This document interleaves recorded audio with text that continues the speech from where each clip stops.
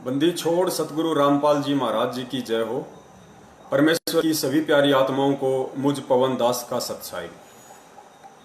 आज सभी पुण्यात्माओं का बहुत बहुत आभार और पूर्ण परमेश्वर सतगुरु रामपाल जी महाराज जी के आशीर्वाद से आप सभी पुण्यात्माएं हर बार 8:30 बजे लाइव आ रही हैं और अपने अन्य भगत भाई बहनों को भी जागरूक करने का पुरजोर से काम कर रही हैं।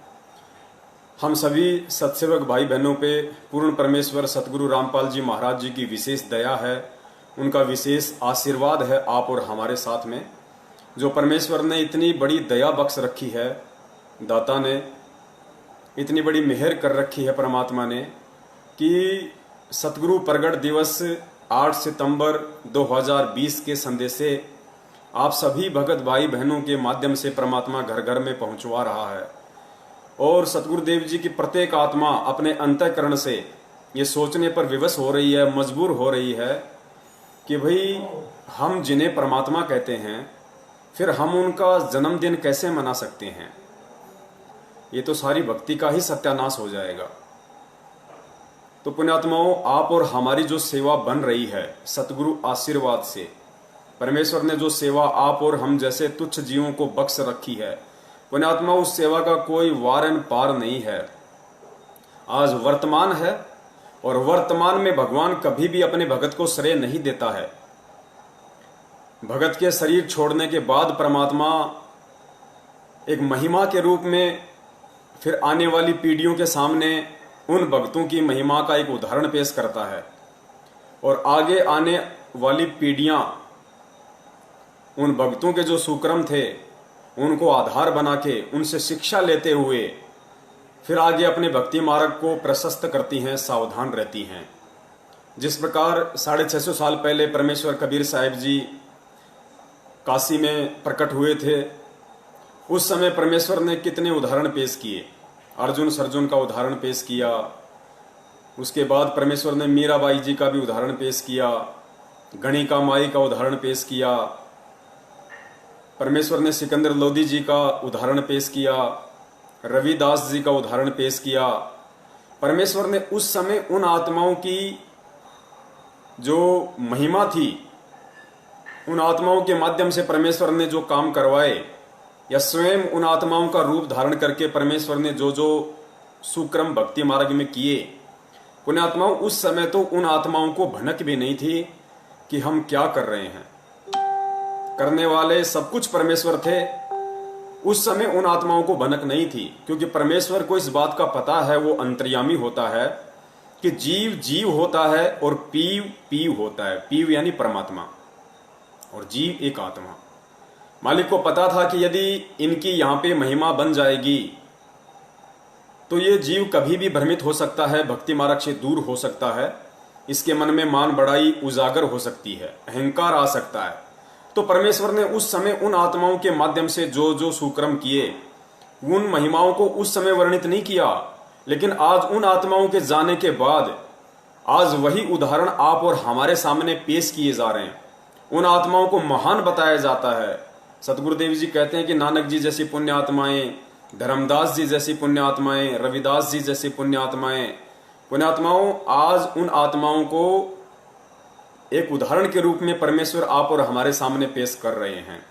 ठीक इसी प्रकार, ठीक इसी पैटर्न पे, इस भक्ति मार्ग और विधान के अनुसार सतगुरुदेव जी ने जो हमें अपने अनमोल सत्संगों में जो बताया, जो समझाया, उस आधार से पुण्यात्माओं आज जो काल भगवान के साथ में परमेश्वर के यंत्र सत्सेवकों की ज्ञान आधार से जो लड़ाई चल रही है और जो उदाहरण बन रहे हैं वर्तमान में कि परमेश्वर के बच्चे कितनी शालीनता से, कितने धैर्य के साथ में और किस तरह परमेश्वर के ज्ञान को आधार बनाते हुए विवेक के साथ में इस भक्ति मार्ग पे चल रहे हैं।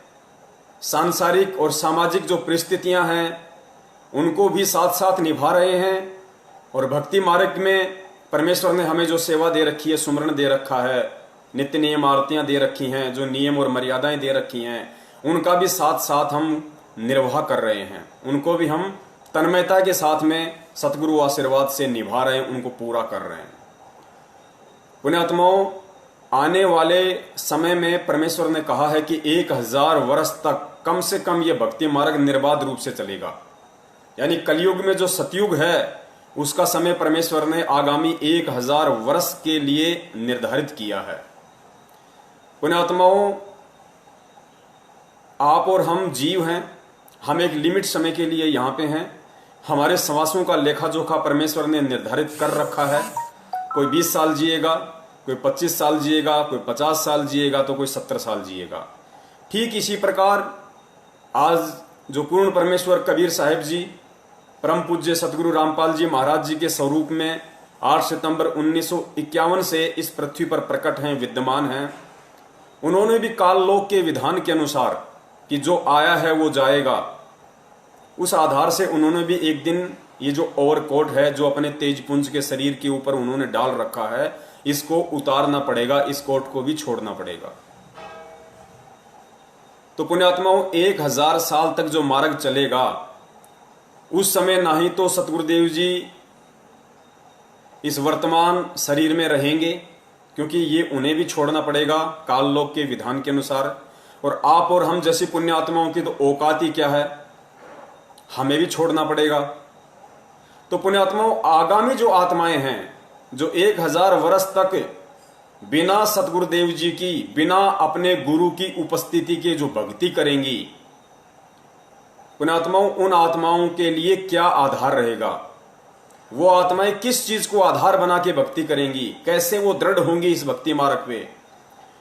उन आत्माओं को भक्ति मार्ग पे दृढ़ता के साथ बनाए रखने के लिए, उनको टिकाए रखने के लिए आज परमेश्वर संगत में जो घटनाएं घटित करवा रहे हैं, जो उदाहरण आप और हम जैसे सत्सेवकों के माध्यम से परमात्मा बनवा रहे हैं, पुण्यात्माओं, ये जो एग्जाम्पल हैं, ये आगामी 1000 वर्ष तक जो आत्माएं सत्य भक्ति करेंगी उन आत्माओं के लिए उदाहरण पेश होगा। तो पुण्यात्माओं, हाथ जोड़ के निवेदन है, हम सेवक हैं, और जब हमें इतना परमेश्वर ने तत्व ज्ञान दिया है, हमें इतनी सद्बुद्धि बख्शी, हमें इतनी दिव्य दृष्टि परमात्मा ने बख्शी है इन चीजों को समझने की, तो पुण्यात्माओं, वर्तमान में हमें जो एक्टिंग मिली हुई है, हमें जो रोल मिला हुआ है, हम उसको तन्मयता के साथ में निभाएं, बिल्कुल धैर्य और विवेक के साथ में हम चलें इस भक्ति मार्ग पे। आज यदि हमने जरा सी भी त्रुटि कर डाली तो आने वाली आत्माएं, उनके ऊपर क्या असर पड़ेगा, वो हमारे विषय में क्या सोचेंगी, ये सर्वविदित है। जिस प्रकार आज हम बात बात पर ये बोल देते हैं कि 650 साल पहले उन 64 लाख ने ज्ञान आधार नहीं बनाया, उन 64 लाख भक्तों ने कबीर साहिब को परमात्मा नहीं माना, उन्होंने परमात्मा को जन्म लिया हुआ मान लिया, उनको नीरू नीमा का बेटा मान लिया, जबकि हम ये विचार नहीं करते कि 650 साल पहले वो आत्माएं आप और हम स्वयं ही थी। तो पुण्यात्माओं, आज जैसे हम 650 साल पहले वाली आत्माओं को दोष दे देते हैं, हम उनको निम्न कैटेगरी में शामिल कर देते हैं कि उन्होंने ऐसी गलती कैसे कर दी। अरे परमात्मा ने 120 साल तक इतना ज्ञान समझाया, अरे उस परमात्मा ने तो लीला की थी, रविदास जी से हाथी किराए पे मंगवाया था, अपनी बेटी गणिका से कहा था कि बेटी तू कल सज धज के आना, बोलो जी पिताजी जैसी आपकी आज्ञा। रविदास जी को पीलवान बना दिया, अपनी बेटी को हार श्रृंगार के साथ हाथी पे बैठा दिया, स्वयं वो परमात्मा अपनी बेटी के पीछे बैठ गया, हाथ में एक बोतल ले ली जिसमें गंगा जल था, और अपनी बेटी के कंधे पे हाथ रख लिया, और रविदास जी हाथी को हाँकने लग गए काशी के बाजार से। आज हम कह रहे हैं कि उस समय कैसे बुद्धि नहीं आई, इतना ज्ञान लेने के बाद कैसे उन लोगों ने विचार नहीं किया कि वो परमेश्वर जिसने 120 साल तक इतना ज्ञान दिया, हमने कैसे ये सोच लिया कि वो परमात्मा शराब पिएगा, वो परमात्मा एक वैश्या के साथ में इस तरीके से व्यवहार करेगा। पुण्यात्माओं, वो और कोई नहीं थे, वो आप और हम ही थे। और जो बातें आज हम उन आत्माओं के लिए कर रहे हैं, उस समय जो आत्माएं थीं आप और हमारे में से, आज हम ये सतगुरुदेव जी के द्वारा तत्व ज्ञान लेने के बाद, इस स्तर का ज्ञान लेने के बाद 650 साल पहले वाली आत्माओं को हम कितनी घृणित दृष्टि से देख रहे हैं, हम उनको कितनी मंद बुद्धि और अज्ञानी आत्माओं की दृष्टि से देख रहे हैं। तो कहीं ऐसा ना हो पुण्यात्माओं कि इस पृथ्वी पे 8 सितंबर 1951 के दिन वो पूर्ण ब्रह्म परमेश्वर कबीर साहिब सतगुरु रामपाल जी महाराज जी के रूप में प्रकट है, और 27 वर्षों से सन 1994 से 18 नवंबर सन 2014 तक हमने उनसे जो अनमोल ज्ञान लिया 27 वर्षों तक, कहीं ऐसा ना हो कि वो ज्ञान लेने के बाद 8 सितंबर 2020 के दिन कुछ मनवस लोगों के कहने पे भेड़ चाल में चलते हुए हम उनका जन्मदिन मनाने की महाभूल कर बैठे हैं। जन्मदिन मनाने का मतलब है हम उनको मानुष समझ बैठे हैं, हम उनको जीव समझ बैठे हैं कि संत रामपाल जी महाराज माता जी के गर्भ से बाहर आए हैं, जन्म लिया है।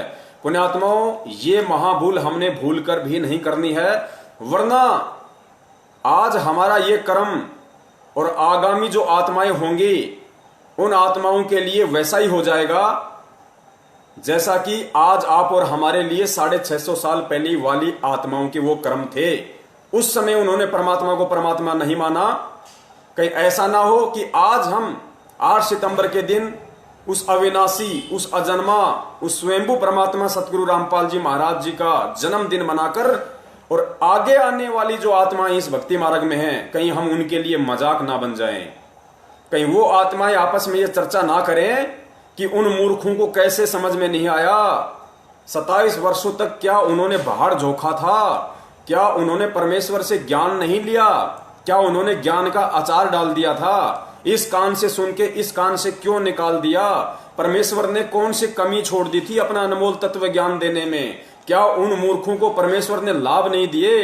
अरे मालिक ने तो इतने लोगों को, मुर्दों को जीवित किया, जिनकी उम्र नहीं थी उनको उम्र दी भक्ति के लिए, लोगों के रोग ठीक किए, कैंसर ठीक किया, एड्स ठीक किया, लाइलाज बीमारियां ठीक की। फिर वो निकम्मे, वो मंदबुद्धि आत्माएं, पुण्यात्माओं, आप और हमारे लिए वो शब्द यूज होंगे यदि 8 सितंबर को हमने ये महागलती कर दी तो इस गलती से कौन कौन पुण्य आत्माएं बचना चाहती है और कौन कौन पुण्य आत्माएं नहीं बचना चाहती है, इसका निर्णय आपने केवल और केवल सतगुरुदेव जी के ज्ञान को ही आधार बनाकर करना पड़ेगा। इसके अलावा इस दुनिया में और ऐसा कोई थर्मामीटर नहीं है, ऐसा कोई भी पैमाना नहीं है जिससे आप ये माप सको, आप ये नाप सको कि संत रामपाल जी महाराज जी माता जी से जन्म लेकर आए थे या फिर 8 सितंबर 1951 के दिन वो प्रकट हुए थे। और पुण्यात्माओं, पूर्ण परमेश्वर सतगुरु रामपाल जी महाराज जी ने अब तो अपने सत्संगों के माध्यम से इतनी बड़ी दया कर रखी है कि कुछ भी समझना नामुमकिन नहीं है। पुण्यात्माओं, दुनिया धोखा खा सकती है क्योंकि दुनिया के पास में केवल ज्ञान है, तत्व ज्ञान नहीं है। और हम भक्तों को परमेश्वर ने वो अनमोल तत्व ज्ञान दिया है, वो टॉर्च दी है जिससे हम गहरे से गहरे अंधेरे में भी देख सकते हैं। उस तार्किक शक्ति से, इस तत्व ज्ञान आधारित दिव्य दृष्टि से परमेश्वर ने जो दूरदृष्टि हमें दी है, इस ज्ञान आधार से हमें जो आगे का दिखाई दे रहा है। दुनिया को नहीं पता, दुनिया तो मजाक मानती है, कोई नरक नहीं, कोई गधा नहीं बनता, कोई सुअर नहीं बनता। लेकिन आप और हम जिन्होंने परमेश्वर के ज्ञान को आधार बनाया है, आज वो डर रहे हैं, आज वो डरने लग गए कि यदि भक्ति नहीं करी, उल्टे कर्म किए तो परमेश्वर ने कितने उदाहरण पेश किए हैं, कितने उदाहरण पेश किए। जैन धर्म के प्रवर्तक ऋषभदेव के पुत्र महावीर जैन का इतिहास परमेश्वर ने हमें पढ़ाया कि महावीर जैन की आत्मा कितनी बार गधा बनी, कितनी बार बिल्ली बनी, कितनी बार धोबी बना, कितनी बार घोड़ा बना, पुण्यात्माओं कितनी बार कुत्ता बना, पता नहीं 20 करोड़ बार बिल्ली, 10 करोड़ बार हाथी, 60,000 बार नपुंसक के जीवन, कितने लाख वर्ष धोबी, कितने कितने कष्ट उन्होंने सहे। क्यों? क्योंकि परमेश्वर ने तत्व ज्ञान हमें दे दिया। तो अब हमें यकीन हो गया कि वास्तव में जो हमारे सतगुरुदेव जी ने अपने मुखार अरविंद से वर्णन कर दिया वो परम सत्य है, उसमें मीन में की कोई गुंजाइश नहीं है। और सत्संगों में तो परमेश्वर ने अपने परमेश्वर होने के इतने उदाहरण पेश कर दिए, ज्ञानी आत्मा को समझने में तनिक भी देर नहीं करनी चाहिए। ऐसा ही एक छोटा सा और सत्संग है परमेश्वर का, वो आप जी सुनिए और मालिक दया करेंगे, बड़ी आसानी से समझ में आएगा। देखो, परमेश्वर पूर्ण संत केवल इशारा करेगा, संकेत करेगा और संकेतों से ही फिर हमने इस चीज को समझना पड़ेगा। तो परमेश्वर दया करें, एक छोटा सा वीडियो क्लिप है मालिक का, परमेश्वर क्या बताना चाह रहा है। परमात्मा ने ये बात कही उस समय जब वो स्वयं आए हुए थे, तो वो अपने से अतिरिक्त बोलते हैं। तो आज दास कह रहा है कि इस दास के अतिरिक्त पूरे विश्व में किसी के पास भी आध्यात्मिक यथार्थ मार्ग नहीं है, पूर्ण मोक्ष मार्ग नहीं है, शास्त्र अनुकूल साधना किसी के पास भी नहीं है। दोबारा सुनना पुण्यात्मा, या चाहे कड़वी लागो चाहे मीठी, बात सच्ची है। अभिमान नहीं, परमेश्वर अपने तत्व ज्ञान समझ अतिरिक्त ही बोलते हैं। सुनना, परमात्मा ने ये बात कही उस समय जब वो स्वयं आए हुए थे, तो वो अपने से अतिरिक्त बोलते हैं, अपने से अतिरिक्त। तो आज दास कह रहा है कि इस दास के अतिरिक्त पूरे विश्व में किसी के पास भी आध्यात्मिक यथार्थ मार्ग नहीं है। पुण्यात्माओं, पूर्ण परमेश्वर सतगुरु रामपाल जी महाराज जी ने ये जो 20 सेकंड का छोटा सा जो वीडियो आप और हमारे सामने प्रस्तुत किया है, पेश किया है, इसमें कितना बड़ा रहस्य छुपा है। परमेश्वर ने साबित कर दिया कि मैं ही कबीर हूं, मैं ही परमेश्वर हूं। इन्होंने क्या कहा कि परमेश्वर जब भी आते हैं वो अपने से अतिरिक्त ही बोलते हैं। परमेश्वर जब भी आते हैं अपने से अतिरिक्त ही बोलते हैं। और तुरंत सतगुरु रामपाल जी महाराज जी ने क्या बोल दिया कि आज इस दास के अतिरिक्त पूरे विश्व में कोई संत नहीं है जिसके पास मोक्ष मार्ग हो। यानी पहले तो सतगुरु रामपाल जी महाराज जी ने परमेश्वर की जो लक्षण है वो बता दिए कि वो केवल अपने अतिरिक्त ही बोलता है, और तुरंत फिर स्वयं भी बोल दिया कि मुझ दास के अतिरिक्त पूरे विश्व में, अर्थात यदि परमेश्वर अपने से अतिरिक्त बोलते हैं तो आज वर्तमान में अपने से अतिरिक्त ये विश्व को संदेश देने वाले कि मेरे अतिरिक्त, इस दास के अतिरिक्त, इस रामपाल दास के अतिरिक्त पूरे विश्व में कोई संत नहीं है जिसके पास पूर्ण आध्यात्मिक मार्ग हो। एक बार दोबारा से सुन लो पुण्यात्माओं, यही संकेत होते हैं परम संत के, यही वो तत्व ज्ञान है जिसका हमें निष्कर्ष निकालना है। एक बार पुनः सुन लीजिए, शायद परमेश्वर दया कर दें। परमात्मा ने ये बात कही उस समय जब वो स्वयं आए हुए थे, तो वो अपने से अतिरिक्त बोलते हैं।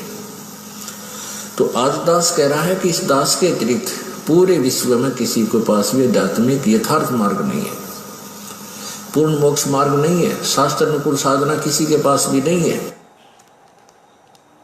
पुण्यात्माओं, शब्द सैन सतगुरु की पछाणी पाया अटल सुहाग रे, यही वो संकेत है, यही वो इशारे होते हैं पूर्ण संत के सत्संगों के बीच बीच में, जो हम आत्माओं ने उनके ज्ञान को आधार बना के पकड़ना पड़ता है, समझना पड़ता है। सद्बुद्धि भी परमेश्वर ही देता है, लेकिन परमेश्वर सद्बुद्धि देगा कब? जब हम उसको परमेश्वर मानेंगे।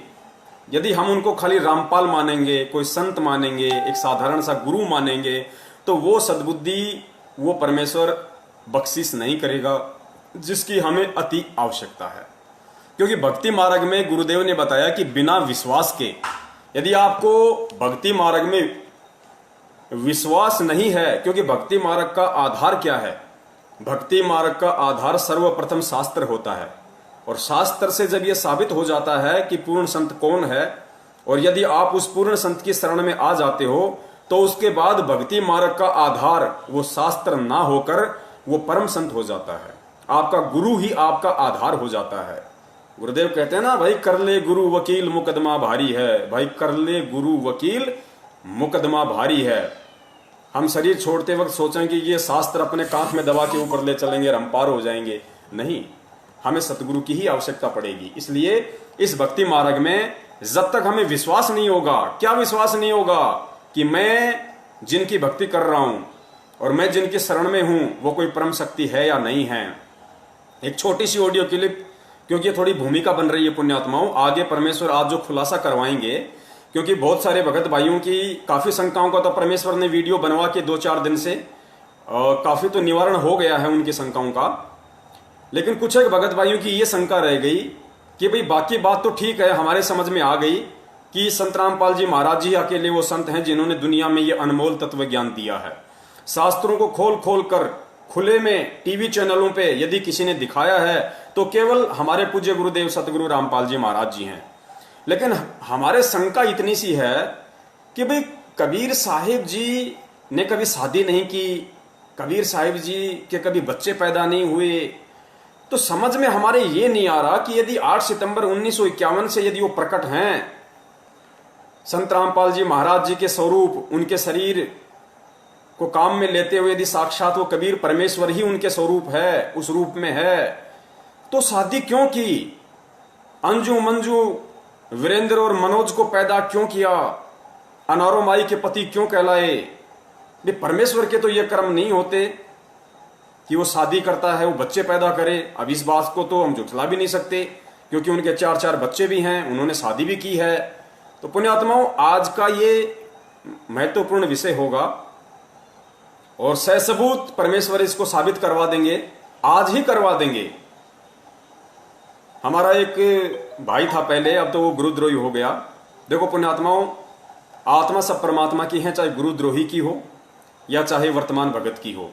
राग द्वेष हमें ना गुरुद्रोही से करना है, ना हमें किसी जगत वाले से करना है, ना हमें किसी वर्तमान से करना है। तो परमेश्वर ने सिखाया ही नहीं। गुरुद्रोही अपना कर्म भोगेगा, भगत अपना सुक्रम पाएगा। ठीक है, हमें जो मर्यादा जो परमात्मा ने बताई है, गुरुद्रोही से जो बचने के तरीके परमेश्वर ने बताए हैं, हमें उनको अवश्य फॉलो करना है। बाकी राग द्वेष हमें किसी से नहीं करना। तो हमारा जो संजय भाई था वो अभी गुरुद्रोही हो चुका है, पूर्ण रूप से गुरुद्रोही हो चुका है। स्वयं वो जगत गुरु की उपाधि ले चुका है, पूर्ण गुरु की उपाधि ले चुका है, तत्वदर्शी संत की उपाधि ले चुका है वो। और उसी के जैसी कुछ माड़े संस्कार वाली जो आत्माएं हैं वो उसके पीछे लगी हुई हैं, उसको दंडवत प्रणाम कर रही हैं, उसके लिए 56 भोग लगा रही हैं। वो स्वयं 56 भोग लगाता है, बाकी उसका जो झूठा है वो अन्य भगत खा रहे हैं वहां पे हिमाचल में। तो वो भाई कहा करता था कि परमेश्वर साबित करवा देंगे, परमेश्वर साबित करवा देंगे। इसलिए दास कह रहा है कि ये पवन दास परमात्मा का कुत्ता ये नहीं कहेगा कि परमात्मा साबित करवा देंगे, परमात्मा साबित करवा देंगे। नहीं, परमेश्वर आज इसी वीडियो में साबित करवा देंगे, दास ये कह रहा है। तो भक्ति में विश्वास और कितना जरूरी है परमेश्वर पे। गुरुजी ने कितनी बार सत्संगों में जिक्र किया, बार बार किया कि बिना विश्वास के भक्ति निष्फल है।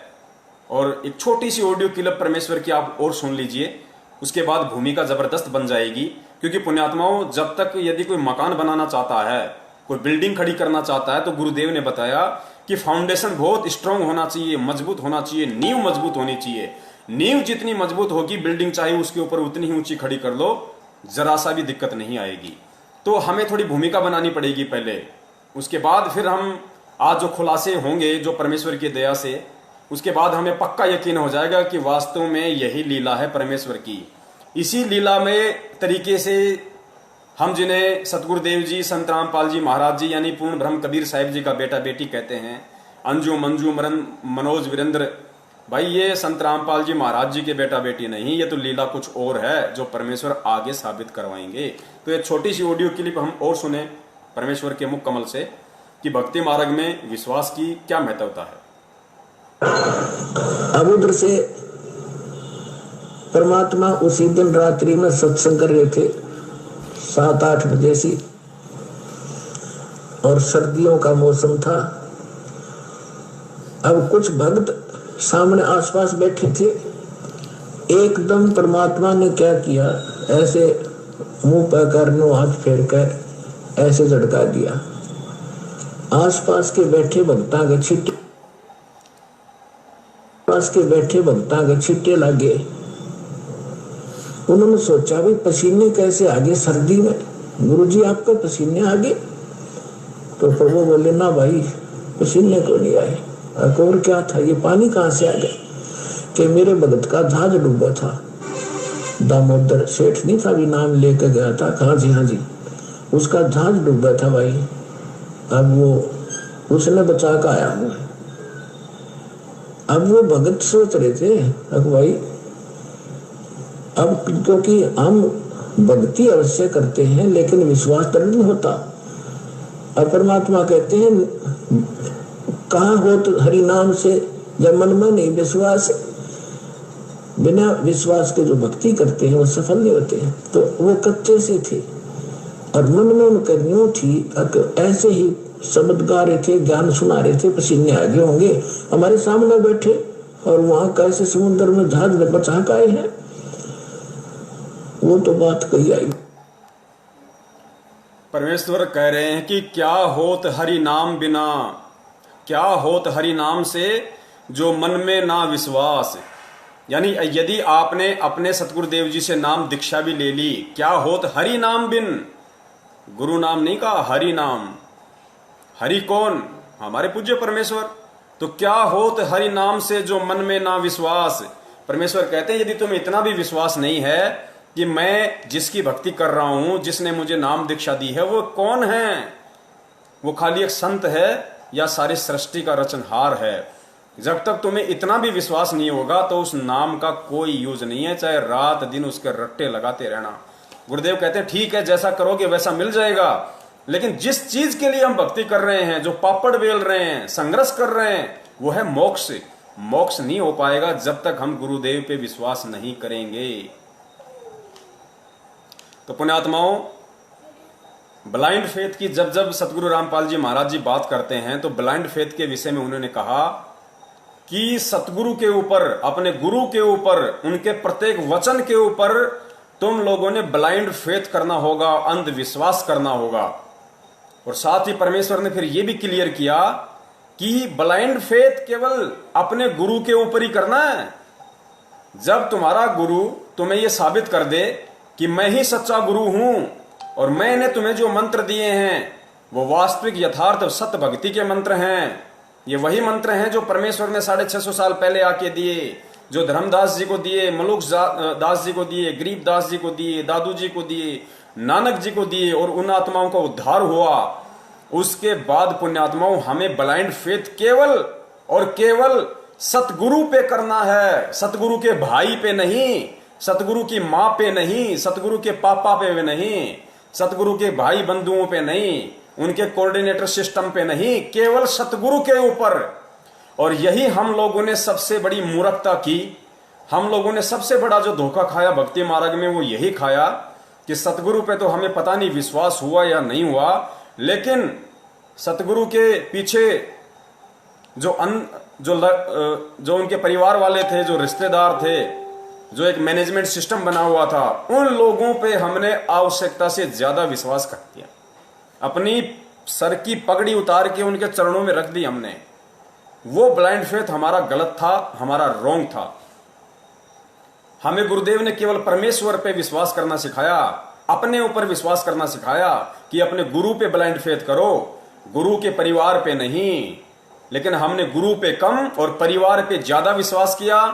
आज दुर्गतियां हो रही है, संगत में दुर्गतियां, बेमौत मर रहे हैं सारनामी लोग, सतनामी लोग, प्रथम नाम बेमौत मर रहे हैं। इसका मतलब ये नहीं कि यदि आपको नहीं मालूम पड़ रहा तो संगत में दुर्गति नहीं हो रही। संगत में दुर्गतियां हो रही हैं।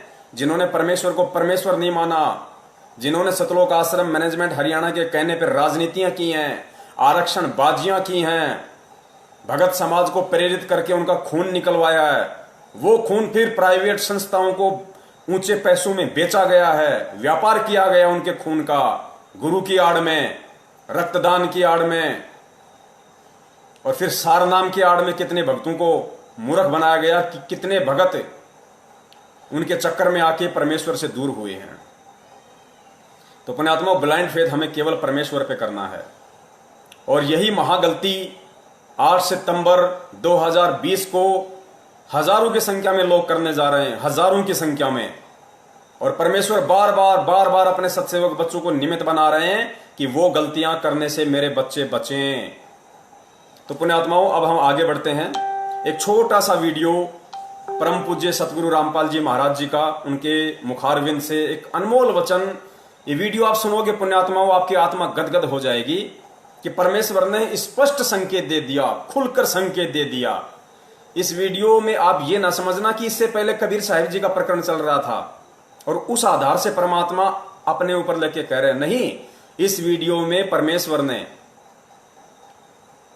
अपने आप को जनाते हुए कि मैं ही कबीर हूं, मैं ही परमात्मा हूं, स्पष्ट रूप से वो नहीं बोल पा रहे अपने विधान के अनुसार, काल भगवान को दिए गए वचन के अनुसार, लेकिन पुण्यात्माओं उन्होंने स्पष्ट बोलने में कोई कमी भी नहीं छोड़ी इस छोटे से वीडियो में, 1.5 मिनट के वीडियो में।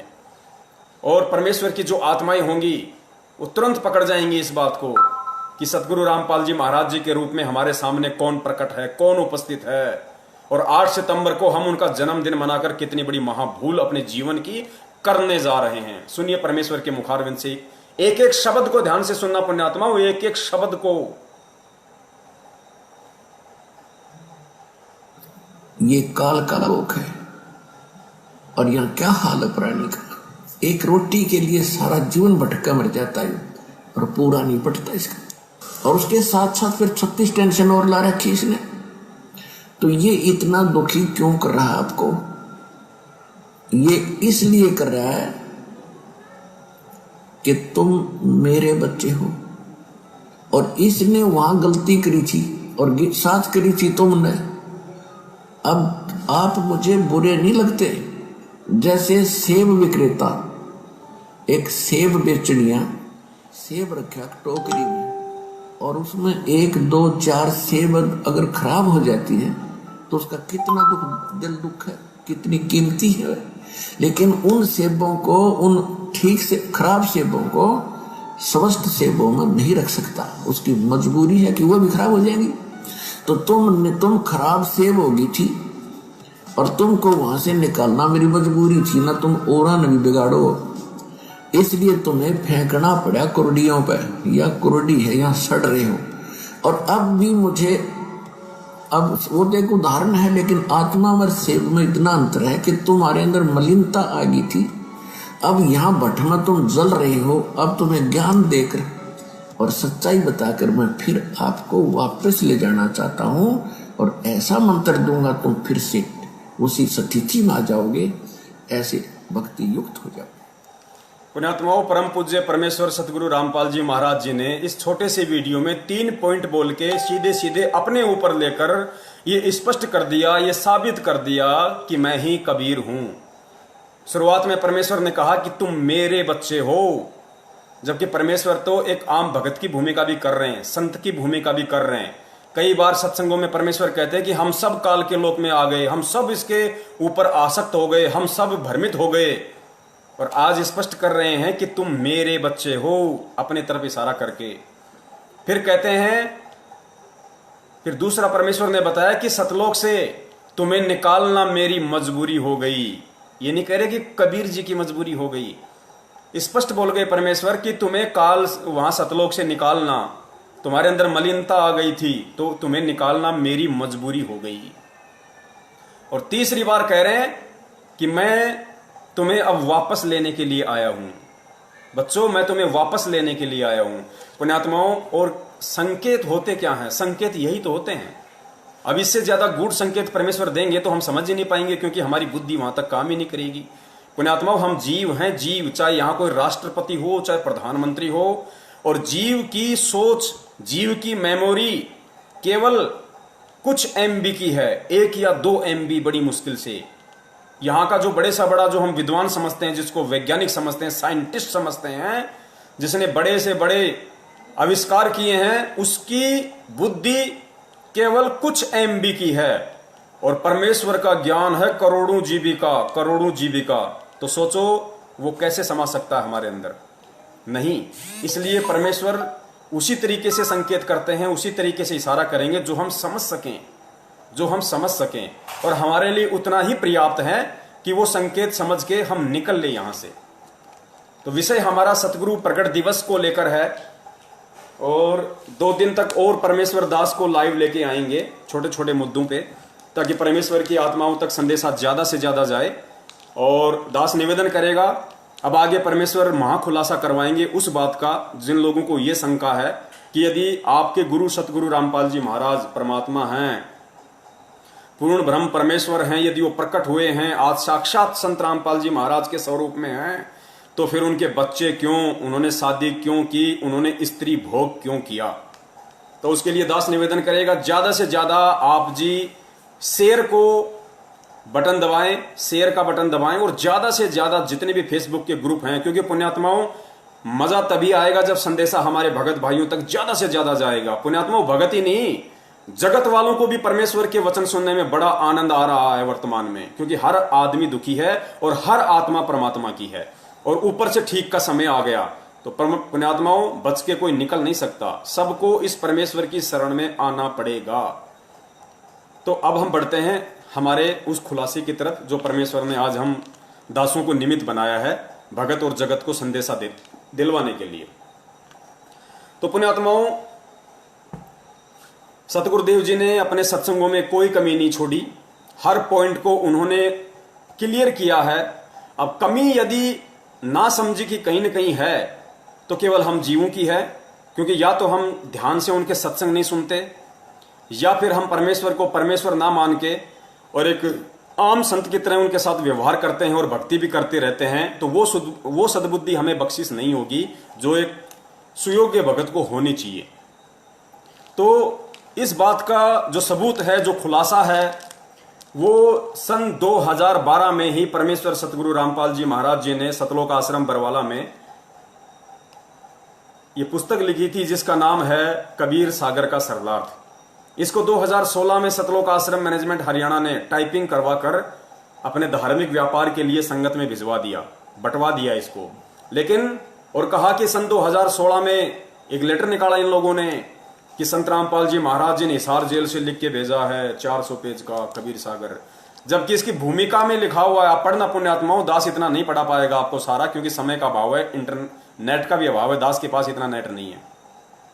इसकी भूमिका में लिखा हुआ है, सतगुरु रामपाल जी महाराज जी स्वयं कह रहे हैं कि इस दास ने मात्र 2 महीने के अंदर अंदर पूरे कबीर सागर को पढ़ा, उसका निष्कर्ष निकाला, और पूरा निष्कर्ष निकाल के मात्र 2 महीने के अंदर अंदर सन 2012 में इस कबीर सागर को लिपिबद्ध कर दिया था। मैनेजमेंट ने तो केवल इसको टाइप करवाया, टाइप, और कुछ मिलावट भी कर रखी है, वो भी आपको बताएंगे, वैसे तो वीडियो बने हुए हैं उसके ऊपर। तो परमेश्वर ने इसी के अंदर वो गहरा रहस्य छुपा रखा है। उस सवाल का जवाब परमेश्वर ने इस कबीर सागर के पेज नंबर 70 के ऊपर छुपा रखा है पुण्यात्माओं। पेज नंबर 70 ध्यान से पढ़ना, ज्यादातर भक्तात्माओं के घर पे रखा भी होगा। तो चलिए हम सीधे चलते हैं point two point, page number 70 पे। पेज नंबर 70, ये देखिए पुण्यात्माओं, ये है पेज नंबर 70। आपको उल्टा दिखाई देगा, इसलिए दास पढ़ के आपको सुनाएगा, आप देख लेना अपने घर पे। इसमें दास आपको थोड़ा सा मौखिक बता देता है। इसमें श्री कृष्ण जी का मैटर है, थोड़ा सा श्री कृष्ण जी और दुर्वासा ऋषि जी का थोड़ा सा मैटर है। और मैटर ये है कि परमेश्वर ने ये जो अनमोल कथा इस कबीर सागर के पेज नंबर 70 पे लिपिबद्ध की है, इसका बहुत बड़ा रहस्य था। और पुण्यात्मा, जब तक ठीक का समय नहीं आएगा, जब तक किसी भी चीज को बताने का, किसी भी चीज को वायरल करने का ठीक का समय नहीं आएगा, तब तक ना ही तो उस चीज को परमेश्वर बताता है और ना ही उस चीज को बताने के लिए और उस चीज को समझने के लिए अपने किसी भगत को सद्बुद्धि देता है। जब ठीक का समय आएगा तो परमात्मा भैसाराम से भी वेद मंत्र बुलवा देगा, वो इतना समर्थ है। तो दास की और मेरे जितने भी सत्सेवक भाई बहन हैं, उनकी कोई औकात नहीं है कि हम आप लोगों को इस वक्त ये संदेश दे सकें। हमारी स्थिति तो उस गधे के जैसी है जिसके विषय में कहा जाता है कि अल्लाह मेहरबान तो गधा पहलवान। तो हमारे ऊपर तो हमारे पूर्ण ब्रह्म परमेश्वर, वो अल्लाह, वो सतगुरु रामपाल जी महाराज जी मेहर है, उनकी मेहर है, वो मेहरबान है, जो हम जैसे गधों को पहलवान बना के संगत में छोड़ रखा है और अपने भगत भाई बहनों तक संदेशे जा रहे हैं। तो इसमें जो प्रकरण है वो दुर्वासा ऋषि और श्री कृष्ण जी को लेकर है। दास थोड़ा सा मौखिक बता देता है, फिर आपको ये पढ़कर भी बता देगा ताकि आपको और अच्छे से समझ में आए। तो परमेश्वर ने इसमें लिखा है, चलो पहले दास आपको पढ़ के बता देता है पुण्यात्माओं। श्री कृष्ण जति और दुर्वासा निराहारी थे। श्री कृष्ण जी जति पुण्यात्माओं, इसी कबीर सागर के पेज नंबर 70 पे परमेश्वर ने 2 प्रकार के जति बताए। एक जति वो होता है जो कभी स्त्री भोग नहीं करता, और दूसरा जति वो होता है जो सिवाय अपनी औरत के अन्य किसी के साथ भोग नहीं करता है। 2 प्रकार के परमेश्वर ने जति बताए हैं पुण्यात्माओं। अंतर्यामी परमेश्वर को मालूम था इस बात का कि दुनिया तो बहुत देरी से समझेगी, मेरे से नाम उपदेशी जो भगत हैं उनके 2 ग्रुप बनेंगे, ए और बी, सत्सेवक और मैनेजमेंट, और आपस में उनका इन बातों पे तर्क वितर्क होगा, वाद विवाद होगा। तो अंतर्यामी परमेश्वर ने 2012 में ही ये महत्वपूर्ण उदाहरण प्रस्तुत करके छोड़ दिया था कि जब ठीक का समय आएगा तो एक भाई दूसरे भाई को समझाने के लिए मेरे द्वारा लिपिबद्ध इस कहानी का उपयोग करेगा। वो अंतर्यामी परमेश्वर है पुण्यात्माओं। श्री कृष्ण जति और दुर्वासा निराहारी थे। निराहारी वो होता है जो आहार नहीं करता, जो भोजन के ऊपर आश्रित नहीं होता, जो अन्न के ऊपर आश्रित नहीं होता, उसको निराहारी कहते हैं। गुरुदेव ने बताया। कबीर जी ने कहा कि हे धर्मदास, आप जी को पता है कि श्री कृष्ण जी की 8 स्त्रियां तो वे थी जिनसे उन्होंने विवाह किया था। 16,000 वे स्त्रियां थीं जिनको एक राजा से युद्ध करके छीन कर लाए थे, तथा अन्य जो मथुरा वृंदावन की गोपियां थीं, इन सब के साथ श्री कृष्ण जी ने भोग विलास और कोष्टक में लिखा हुआ सेक्स करते थे। एक दुर्वासा ऋषि थे, वे निराहार रहते थे। दिन में केवल 1 दिन का दूब घास का खाते थे। दूब को ध्रुवा भी कहते हैं। केवल दूब के घास मात्र तिनके पर आधारित रहने के कारण ऋषि का नाम दुर्वासा प्रसिद्ध हुआ। एक समय कुछ गोपियों को दुर्वासा ऋषि के दर्शन करने की इच्छा हुई, परंतु दुर्वासा ऋषि का आश्रम यमुना नदी के उस पार था। गोपियों ने श्री कृष्ण जी से दुर्वासा ऋषि के दर्शन करने तथा उनको भोजन करवाकर साधु भोज का पुण्य लेने की इच्छा व्यक्त की। श्री कृष्ण जी ने कहा कि बहुत अच्छा उद्देश्य है, जाओ। गोपियों ने समस्या बताई कि भगवान, यमुना नदी में अथाह जल बह रहा है, कैसे पार करेंगी। श्री कृष्ण जी ने कहा कि तुम जमुना नदी के किनारे खड़ी होकर यह शब्द कहना कि हे जमुना, पुण्यात्माओं ध्यान से सुनना, ये बहुत बड़ा प्रकरण है, बहुत बड़ा, परमेश्वर को परमेश्वर साबित करेगा ये प्रकरण, कि परमेश्वर के ना बच्चे हैं जिन्हें आप अंजू, मंजू, मनोज, वीरेंद्र, इन चारों को जिन्हें आप सतगुरु रामपाल जी महाराज जी का बेटा बेटी समझ रहे हैं, ये उनके बेटा बेटी नहीं है। ये किस आत्मा के बेटा बेटी हैं और किस विधि से, किस लीलामय तरीके से ये परमेश्वर से उत्पन्न हुए हैं, सर्जन हुए हैं, ये साबित होगा आज। श्री कृष्ण जी ने कहा कि तुम जमुना नदी के किनारे खड़ी होकर यह शब्द कहना कि हे जमुना दरिया, यदि श्री कृष्ण जति हैं, जति यानी जिन्होंने भोग विलास नहीं किया, यदि श्री कृष्ण जति हैं और हमारे साथ भोग विलास नहीं किया तो हमें रास्ता दे दो। जब वापस आओ तो जमुना के किनारे कहना कि हे जमुना दरिया, यदि दुर्वासा ऋषि पवन आहारी हैं तो हमें रास्ता दे दो। सैकड़ों गोपियां भोजन के थाल लेकर चली। यमुना नदी के किनारे जब ये शब्द बोले कि यदि श्री कृष्ण गोपाल जति हैं और हमारे साथ भोग विलास यानी सेक्स नहीं किया है, फिर यहां परमेश्वर ने कोष्टक में जति क्या होता है उसका एग्जाम्पल दे रखा है। जति 2 प्रकार के होते हैं। एक तो जिसने कभी स्त्री भोग नहीं किया हो, पुण्यात्मा ध्यान रखना, सतगुरुदेव जी के ऊपर यही जति वाला उदाहरण पेश होगा आगे। एक जति वो होता है जिसने कभी भी स्त्री भोग नहीं किया हो। दूसरा जिसने अपनी पत्नी के अतिरिक्त अन्य स्त्री से कभी मिलन नहीं किया हो। तो हमें रास्ता दे दो। उसी समय जमुना नदी का पानी घुटनों तक आ गया, इतना गहरा रह गया। सब गोपियां नदी पार कर गई। फिर से जमुना दरिया किनारों तक भरकर बहने लगी। गोपियों ने जमुना पार करते ही वापस जमुना उसी वेग से बहने लगी। यह देखकर सभी गोपियों ने विचार किया, पुण्यात्मा देखना गोपियों ने क्या विचार किया। यह देखकर सभी गोपियों ने विचार किया कि श्री कृष्ण जी ने हमारे साथ अनेकों बार विलास किया है, श्री कृष्ण जी ने हमारे साथ अनेकों बार सेक्स किया है, भोग विलास किया है, शारीरिक संबंध बनाए हैं। यह कैसा चमत्कार है। सब गोपियां यह विचार करती हुई दुर्वासा ऋषि के आश्रम में पहुंची। ऋषि दुर्वासा के सामने भोजन का थाल रखकर भोजन खाने की प्रार्थना की।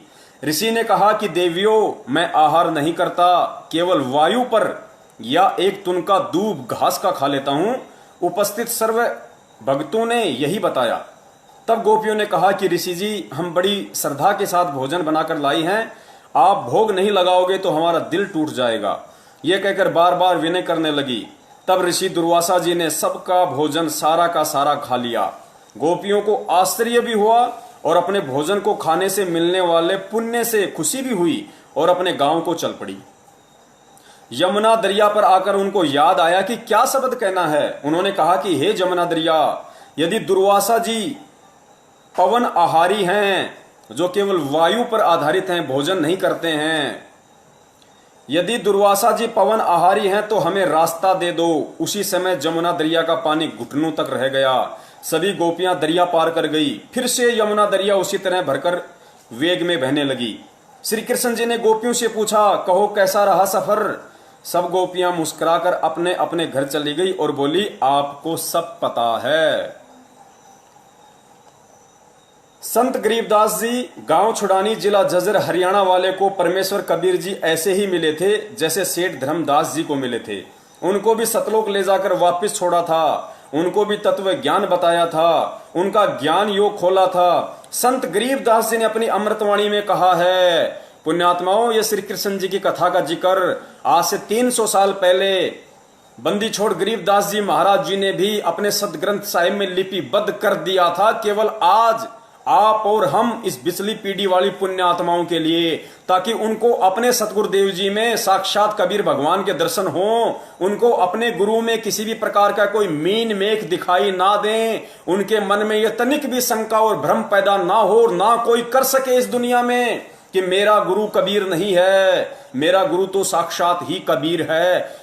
350 साल पहले गरीबदास जी महाराज जी ने भी सतग्रंथ साहिब में लिपिबद्ध कर दिया। और आज पूर्ण परमेश्वर सतगुरु रामपाल जी महाराज जी ने, जिन्होंने कबीर साहिब जी की भी भूमिका निभाई, आदरणीय गरीबदास जी महाराज जी की भी जिन्होंने भूमिका निभाई, और आज स्वयं साक्षात प्रकट हैं, उन्होंने भी इस कबीर सागर के सरलार्थ पेज नंबर 70 पे भी इस बात को लिपिबद्ध कर दिया, सिर्फ आप और हम जैसी अंध पुण्यात्माओं की आंखें खोलने के लिए। तो आदरणीय गरीबदास जी महाराज जी ने क्या लिखा है?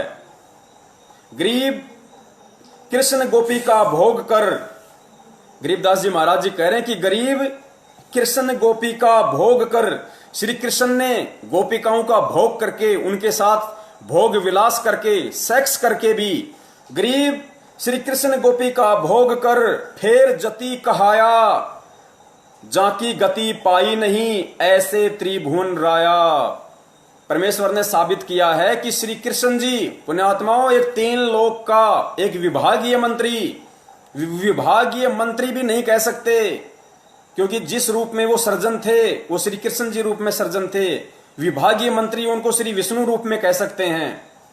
श्री कृष्ण जी जो श्री विष्णु जी के अंश अवतार थे, या काल भगवान के भी आप उनको अंश अवतार बोल सकते हैं, क्योंकि उन्हीं की प्रेरणा से ये सब काम होते हैं यहाँ पे काल लोक में। श्री कृष्ण जी ने गोपिकाओं के साथ, पुण्यात्माओं, वृंदावन की गोपिकाएं और उसके अतिरिक्त 16,000 वो औरतें जिनको वो एक राजा से युद्ध कर छीन कर लेके आए थे, उसके बाद भी परमेश्वर क्या कह रहे हैं कि गरीब श्री कृष्ण गोपी का भोग कर फेर जति कहाया। वो जति कहाए, जति जाकी गति पाई नहीं ऐसे त्रिभुवन राया। भावार्थ, श्री कृष्ण जी की रुचि स्त्री भोग करने की नहीं थी, यह कोई पूर्व संस्कार था, उनका निर्वाह किया था। श्री कृष्ण जी विद्वान थे, जानबूझकर विलास करना उनका उद्देश्य नहीं था। फिर आगे दुर्वासा ऋषि के विषय में लिखा परमेश्वर ने, ऋषि दुर्वासा तप करे, दुर्वा करे आहार, प्रेम भोज गोपियन का खाया, तनिक लनाई वार। दुर्वासा पवन आहारी थे, सब भोजन खाया, श्रद्धालु की श्रद्धा पूर्ण कीनी, ताते भोग लगाया। पुण्यात्माओं, इस कथा से केवल हमें इतना ही सारांश लेना था। इस कथा से परमेश्वर ने यह साबित किया है कि श्री कृष्ण जी जो एक छोटी सी पावर थी, पुण्यात्माओं, परमेश्वर के तो पैर के नाखून के 1,00,000वें हिस्से के बराबर भी श्री कृष्ण जी नहीं है, और ना ही दुर्वासा ऋषि जी थे, क्योंकि ये सब भी उसी परमेश्वर से प्राप्त पावर से अपने सारे काम करते हैं। क्योंकि काल भगवान आप और हमारी भक्ति कमाई से टैक्स लेता है, गुरुदेव ने बताया, उस टैक्स से ही अपना सारा सिस्टम चला रहा है। इन आत्माओं से भक्ति करवा देता है ओम नाम की, इन आत्माओं से किसी जन्म में वो तप करवा देता है, उस तप के बदले फिर उनको इस तरह का जीवन दे देता है, इनकी महिमा बन जाती है। तो श्री कृष्ण जी जो एक छोटी सी पावर थी, पुण्यात्माओं, जब वो 16,000 औरतों के साथ में और वृंदावन की गोपियों के साथ में अनेकों बार भोग विलास करके भी जति कहला सकते हैं, तो फिर हमारे पूज्य परमेश्वर सतगुरु रामपाल जी महाराज जी तो स्वयं साक्षात पूर्ण ब्रह्म कबीर साहिब हैं, फिर वो जति क्यों नहीं कहला सकते? पुण्यात्माओं, श्री कृष्ण जी ने 16,000 औरतों के साथ भोग विलास किया था, गोपियों के साथ भोग विलास किया था, और उनके भोग विलास करने से उनके पुत्र भी उत्पन्न हुए, बेटे बेटियां भी उत्पन्न हुई। उन गोपियों को, उन 16,000 रानियों को पुत्र पुत्रों की भी प्राप्ति हुई। तो ये विचारणीय विषय है कि उन गोपियों की जो संतान थी, उनका बाप कौन कहलाया, उनका पिता कौन कहलाया, बिना भोग बिना सेक्स के वो बच्चे कैसे उत्पन्न हुए। उसके बाद भी आदरणीय गरीबदास जी महाराज जी ने उनको जति की संज्ञा दी है, सिर्फ और सिर्फ इसलिए कि इस कलयुग की बिचली पीढ़ी में जब भगत समाज के सामने ये सवाल खड़ा होगा, ये प्रश्न खड़ा होगा कि संत रामपाल जी महाराज जी ने तो शादी की है, स्त्री भोग किया है, उनके तो बच्चे हुए हैं, फिर वो परमात्मा कैसे हैं? तो उसका जवाब ये श्री कृष्ण जी की कथा है। जब उस पूर्ण परमेश्वर कबीर साहिब का एक अदना सा बच्चा श्री कृष्ण और 16,000 औरतों के साथ में भोग विलास करके जति कहला सकता है, तो पूर्ण परमेश्वर के पास में तो अनेकों तरीके हैं, अनेकों तरीके। पुण्यात्माओं, पूर्ण परमेश्वर कबीर साहिब अनंत कलाओं के भगवान हैं, अनंत कलाओं के भगवान। उन्हें भोग करने की क्या आवश्यकता पुण्यात्माओं? लेकिन लीलावश वो कुछ भी कर लेते हैं। असंभव परमेश्वर के लिए कुछ भी नहीं है पुण्यात्माओं। परमेश्वर तो परमेश्वर होता है, उनके तो ना कोई लिंग होता है ना कोई योनि होती है। लेकिन 650 साल पहले जब परमेश्वर आए, शिशु रूप में प्रकट हुए, तो उनको भी पुरुष इंद्री थी। क्योंकि मुसलमान भाई जब उनकी खतनी करने के लिए गए तो परमेश्वर ने एक की जगह 5-5 इंद्री दिखाई उनको, 5-5। तो भगवान के तो इंद्री होती ही नहीं, इंद्री तो जीव के होती है। फिर कबीर साहिब जी की इंद्री क्यों थी? तो पुण्यात्मा इसी लीला को हमें समझना है। हमें इसी उदाहरणों से, इन्हीं बातों से हमें सतगुरु रामपाल जी महाराज जी के ऊपर उन सब एग्जाम्पलों को केंद्रित करना है। गुरुदेव ने क्या कहा था? कल परमेश्वर ने जो वीडियो बनवाया था कि वो जो 9 पेज का जो लेटर आया था हिसार जेल से, भगत ए और भगत बी वाला, उसमें परमेश्वर ने यही तो बताया कि पुण्यात्माओं सारी लीलाएं 650 साल पहले वाली चल रही हैं। तो पुण्यात्माओं किसने भोग किया? जैसे सुदर्शन जी थे, सुदर्शन जी को तो मालूम भी नहीं कि पांडवों की यज्ञ कौन सफल कर रहा है, और परमेश्वर उनका रूप बना के उनकी यज्ञ सफल करके आ गए। तो परमेश्वर है पुण्यात्माओं, उन्हें भोग करने की आवश्यकता नहीं है, ना वो कभी भोग करते हैं, ना उनके गुणों में और लक्षणों में है।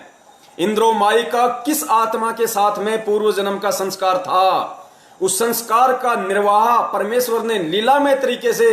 पुण्यात्माओं, हमें शरीर वरीर दिखाई नहीं देते, हमें इंद्रो माई को अवश्य लगा, क्योंकि जीव को महसूस नहीं होगा ये सब। जिस प्रकार उन गोपियों को महसूस नहीं हो रहा था, जिस प्रकार उन गोपियों को पता नहीं पड़ा, उन गोपियों को महसूस नहीं हुआ, उन्होंने कभी भी ये मन में नहीं लाए कि श्री कृष्ण के अलावा हमारे साथ किसने भोग किया होगा क्या। वो तो आश्चर्य में पड़ गई कि श्री कृष्ण ने तो अनेकों बार हमारे साथ भोग विलास किया है, ये कैसा अचरज हो गया।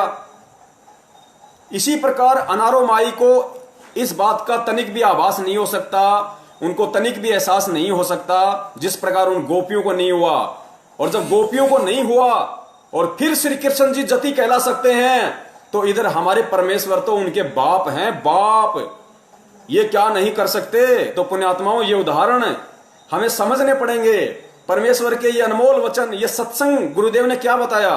क्या कभी भी सतलोक आश्रम बरवाड़ा में गुरुदेव ने कभी भी किसी भगत को किसी भी सत्संग में ये कहा कि भाई मेन गेट के पास में जो शंका समाधान का एक कमरा बना हुआ है, वहां मैंने मेरे छोटे भाई महेंद्र को बैठा रखा है और तुम भक्तों को जो भी शंका हो वहां जाके समाधान करवा लो? कभी नहीं कहा परमेश्वर ने, कभी नहीं कहा। क्यों नहीं कहा? क्योंकि परमेश्वर को पता है कि यदि ये दूसरों के आश्रित हो जाएंगे तो जीव जीव को भ्रमित कर सकता है, जीव जीव को भ्रमित कर सकता है। इसलिए परमेश्वर बार बार कहा करता थे कि पुण्यात्माओं, यदि कोई चीज तुम्हारी समझ में नहीं आ रही है, क्योंकि तुम जीव हो, तुम्हारी बुद्धि अभी उस स्तर की नहीं है, उतना काम नहीं करेगी। इसलिए जब ये दास सत्संग करता है या तुम इस दास के सत्संग सुनते हो, और यदि तुम्हें कोई चीज समझ में नहीं आती है तो मन में विक्षेप लेके मत आना, कोई शंका पैदा मत करना, तुम सत्संग ही सुनते रहना। एक ना एक दिन तुम्हारी शंका का निवारण किसी न किसी सत्संग में वो अंतर्यामी परमात्मा कर ही देगा। तो पुण्यात्माओं, महेंद्र जी को तो सतलोक आश्रम बरवाड़ा में वो पद देना बहुत जरूरी था, क्योंकि वो सतगुरुदेव जी का सांसारिक रूप में छोटा भाई था, बराबर की टक्कर थी भाई। और महेंद्र जी को यदि छोटा मोटा पद परमेश्वर यदि इस तरह का ना देते तो वो नया बखेड़ा वहां पे शुरू कर देता, जो परमेश्वर के लिए और जी का झाड़ बन जाता वहां पे। इसलिए उसके मन की तृप्ति के लिए, उसके पाखंडवाद को बढ़ावा ना मिले, उसके मन की तृप्ति हो जाए, वो थोड़ा सा न्यूट्रल हो जाए, निष्क्रिय हो जाए, इसलिए उसको अन्य भक्तों से बढ़कर मान सम्मान जबरन दिया गया वहां पे। परमेश्वर अंतर्यामी है, परमात्मा को सब पता है कि कौन भगत क्या बखेड़ा खड़ा करेगा, संगत में कुसंगत कौन है, कब वो भगत संगत में बांस बन के खड़ा हो जाएगा, खुद भी जलेगा और दूसरों को भी जलाएगा। तो ये उन भगत भाइयों की शंका का निवारण हो गया होगा पुण्यात्माओं। और दूसरा पुण्यात्माओं, हम विचार करें इन सब बातों पे। जो भी हमारे भगत भाई बहन 8 सितंबर 2020 को भगवान का जन्मदिन मनाने जा रहे हैं। अब शर्म तो उनको नहीं आएगी, क्योंकि जब परमेश्वर बुद्धि देंगे तभी उनके समझ में आएगी, और बुद्धि देने में तो परमेश्वर ने कोई कमी छोड़ी नहीं। तो जाहिर सी बात है उनका कोई पिछला संस्कार ही कमजोर है, माड़ा है, जिस वजह से वो ज्ञान को आधार नहीं बना पा रहे। पुण्यात्माओं, विचार करो, विचार करो। हम जिस परमात्मा कबीर साहिब जी का, आप भूल जाओ संत रामपाल जी महाराज जी को। पुण्यात्माओं, हमारे लिए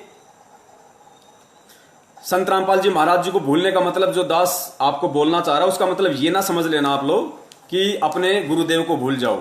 संत रामपाल जी महाराज जी एक जो ओवरकोट हैं, जो एक शरीर हैं, जो कबीर परमेश्वर ने उस शरीर को जो माध्यम बनाया है, दास उसकी बात कर रहा है। उसके अंदर जो आत्मराम है, जो हमारा कबीर परमात्मा है, जो सौद स्वरूपी राम है, तेज पुंज वाला है, मैं उसकी बात कर रहा हूं कि हमने उनको याद रखना है। वो केवल एक माध्यम बने हुए हैं वर्तमान में, ओवरकोट पहन के संत रामपाल जी महाराज जी के स्वरूप का। तो पुण्यात्माओं, हमारे लिए ठीक है, वो तो माध्यम वो बना के रखेंगे इस काल लोक के विधान के अनुसार।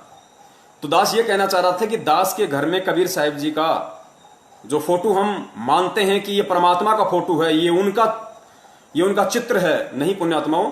दास अपने घर में कबीर साहिब जी का जो दाढ़ी मूछ वाला फोटो वो नहीं रखता। दास अपने घर में केवल अपने परम पूज्य सतगुरु रामपाल जी महाराज जी का ही एक मात्र फोटो रखता है, अन्य किसी का फोटो नहीं रखता है। क्योंकि परमेश्वर कहते हैं कि एक कै साधे सब सदें और सब साधे सब जाए, माली सींचे मूल को फले फूले घाए। और एक आत्मा के दो पति नहीं हो सकते, नेवर कदापि। तो हमें एक में ही भाव रखना है, हमें एक में ही श्रद्धा रखनी है। यही संत रामपाल जी महाराज जी के रूप में जो साक्षात कबीर परमेश्वर बैठे हैं, वही हमारा पिता है, वही हमारा बाप है, वही हमारा पिता है, वही हमारा पति है। इसके अतिरिक्त हमने अन्य की कोई आस्था रखनी ही नहीं। अरे परमेश्वर के तो असंख्य रूप हैं। एक कबीर साहिब जी की फोटो हम क्यों लगाते हैं? मुनिंदर ऋषि की लगाओ, करुणामय जी की लगाओ, केशव बंजारे की लगाओ, वो तो समस्त्र वेद के रूप में भी आए थे, वो तो गरीबदास जी महाराज जी के रूप में भी थे, वो तो ईसा मसीह के रूप में भी बाद में अपनी भगत की महिमा को बनाए रखने के लिए प्रकट हो गए थे। वो तो मंसूर का रूप धारण करके भी शहर में घूम रहे थे, हजारों मंसूर बन के। स्वयं साक्षात वो कबीर परमेश्वरी तो था। तो पुण्यात्माओं, हमने केवल वर्तमान में जिससे हमारा बेड़ा पार होना है। पुण्यात्माओं, जैसे गुरुदेव ने हजारों बार बताया कि भाई जिसको सेव खाने की इच्छा है, जिसको आम की भूख है, उसके सामने एक तो आम का चित्र रख दिया जाए और एक साक्षात आम रख दिया जाए, तो मूर्ख से मूर्ख आदमी भी, मंद बुद्धि से मंद बुद्धि प्राणी भी, जिसको भूख लगी होगी, पुण्यात्माओं, वो चित्र को नहीं उठाएगा, वो देखे भी नहींगा उस चित्र की तरफ। वो तो उस आम को उठाएगा तुरंत और छील छाल के तुरंत खा लेगा अपनी भूख मिटाने के लिए। तो पुण्यात्माओं, आप और हम पुण्यात्माओं को भक्ति की भूख है, भक्ति की भूख, हमें सतलोक जाना है। और हमारा आम, जीता जागता आम वक्त गुरु संत रामपाल जी महाराज जी है, जिससे हमारी वो प्यास मिटेगी, वो भक्ति की भूख मिटेगी। उस चित्र से नहीं मिटेगी। वो चित्र ना आज हमें सत्संग सुना सकता, वो चित्र ना आज हमारी शंकाओं का निवारण कर सकता, वो चित्र ना हमें लाभ दे सकता, वो चित्र ना हमारा कोई मार्ग दर्शन कर सकता, वो चित्र ना हमें कोई आशीर्वाद दे सकता, और ना उस चित्र से हमारा कोई काम सर सकता। तो उस चित्र का हमारे जीवन में क्या यूज? कोई यूज नहीं है।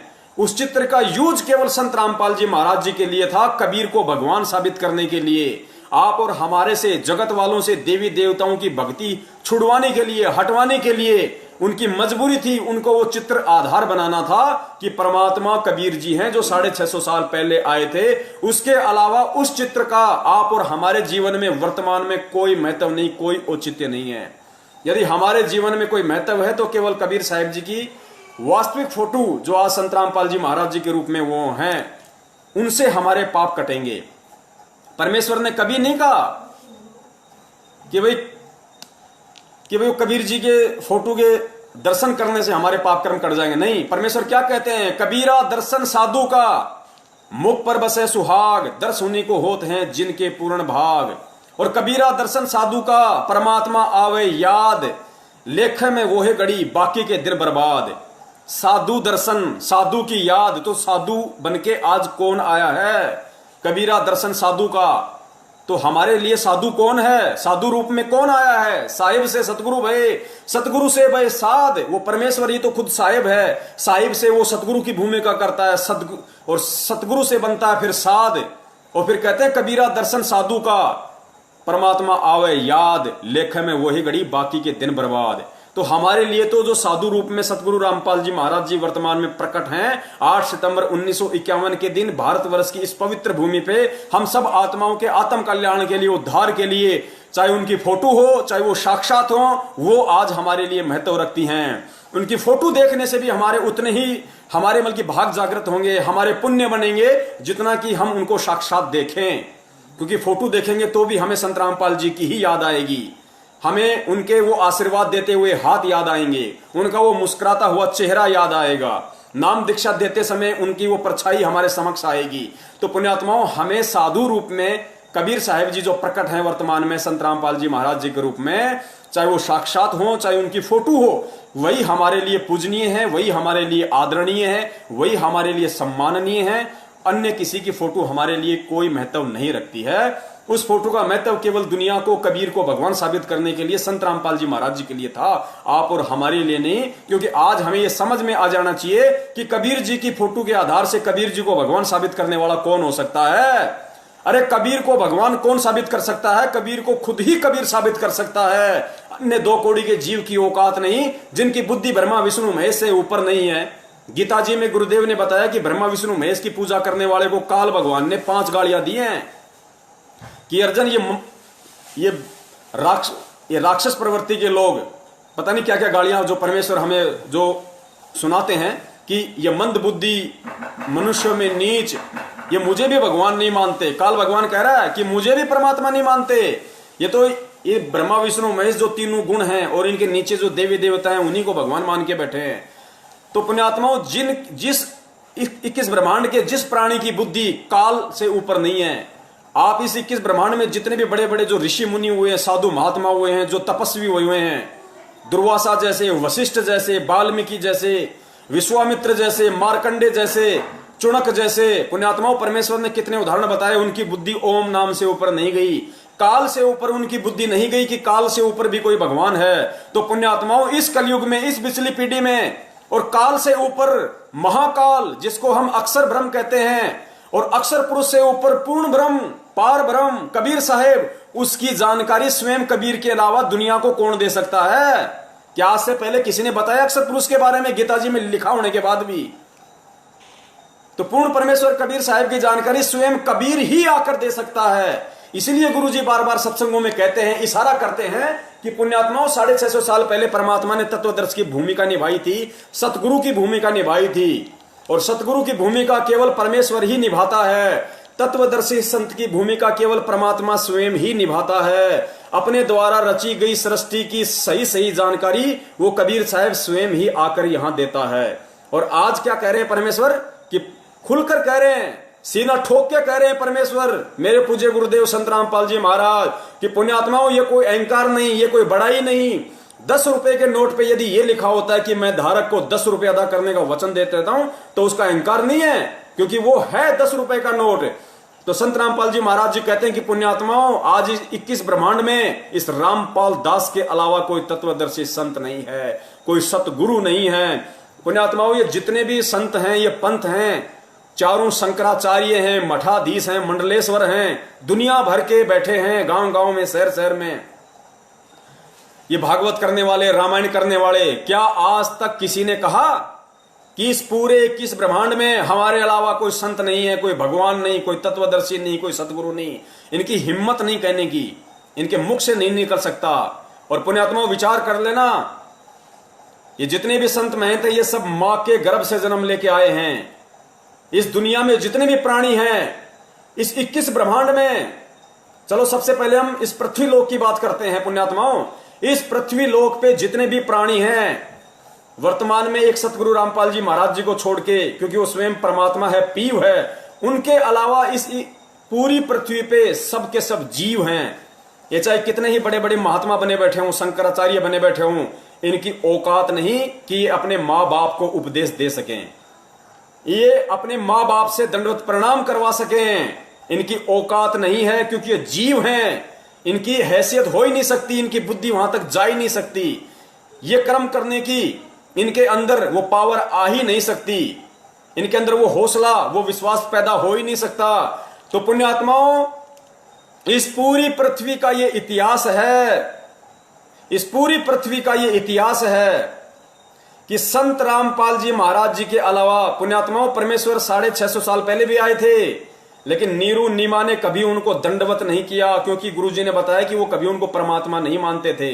वो जब भी कहा करते थे कि मैं परमात्मा हूं और तुम मेरे बच्चे हो और भक्ति करो, मेरे से नाम लो, तो नीरू नीमा कहते थे हट मारूंगी, भग जा यहां से, बड़ा आया भगवान बनने वाला, हमारा भगवान बनेगा ये। तो पुण्यात्माओं, यही स्थिति आदरणीय गरीबदास जी महाराज जी के साथ में थी। तो पुण्यात्माओं, आज संत रामपाल जी महाराज जी ही वो अकेले एकमात्र इकलौते संत हैं पूरे विश्व में जिनके माता पिता उनको दंडवत प्रणाम आश्रम में किया करते थे।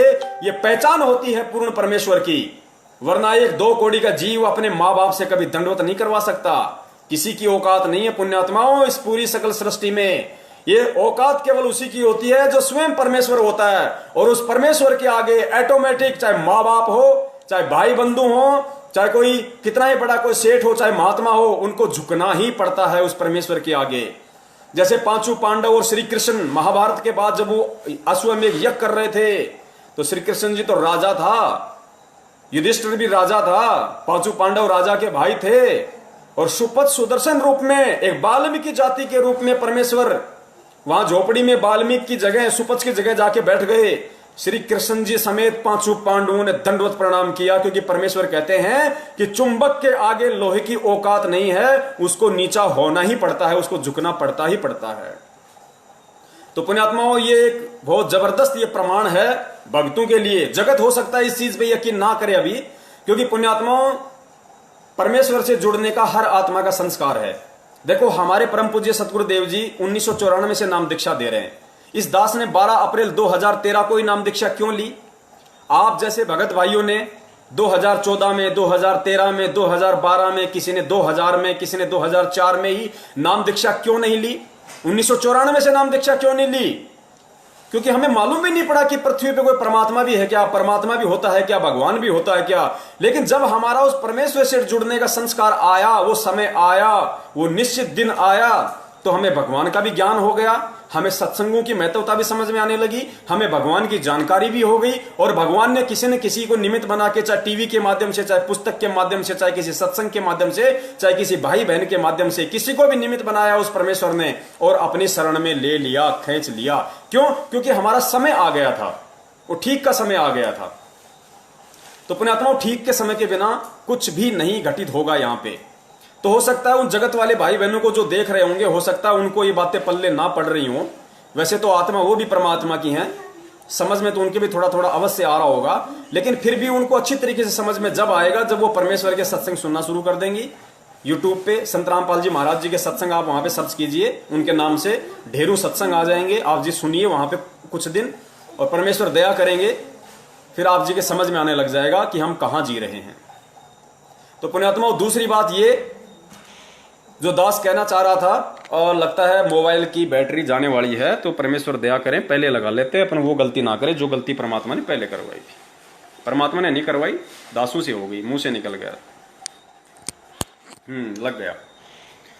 और अब पुण्यात्माओं, इसके अलावा जो एग्जाम्पल जो दास देने जा रहा है सतगुरुदेव जी की सत प्रेरणा से, उनके आशीर्वाद से, उसको जरा गौर से सुनना, और रात को जब सोओ तो सोने से पहले 5 मिनट उस पर विचार करना।